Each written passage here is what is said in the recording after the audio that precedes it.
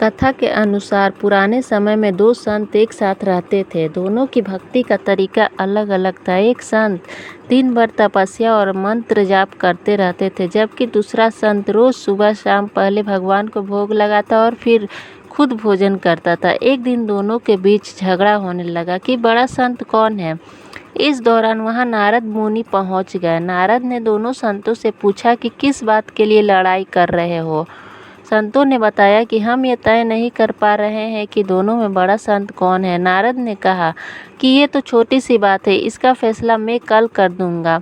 अगले दिन नारद मुनि ने मंदिर में दोनों संतों की जगह के पास हीरे की एक एक अंगूठी रख दी। पहले तप करने वाला संत वहां पहुंचा। उसने एक अंगूठी देखी और चुपचाप उसे अपने आसन के नीचे छिपाकर मंत्र जाप करने लगा।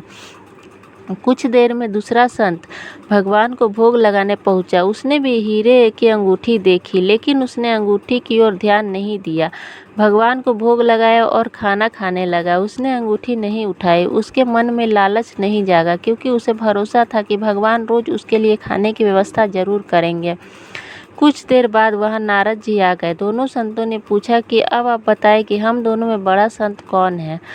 नारद ने तपस्या करने वाले संत को खड़े होने के लिए कहा। जैसे ही वह संत खड़ा हुआ तो उसके आसन के नीचे छिपी हुई अंगूठी दिख गई। नारद मुनि ने उससे कहा कि तुम दोनों में भोग लगाकर खाना खाने वाला संत बड़ा है।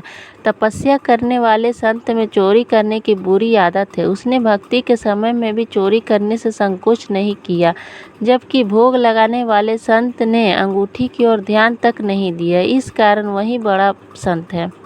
इस कहानी से हमें यह सीख मिलती है कि भक्ति तभी सफल होती है जब भक्त के मन में बुरे विचार न हो, भक्त बुरे काम न करता हो। जिस भक्त के विचार पवित्र है और जो बुरे कामों से दूर रहता है, सिर्फ उसे ही भगवान की कृपा मिलती है।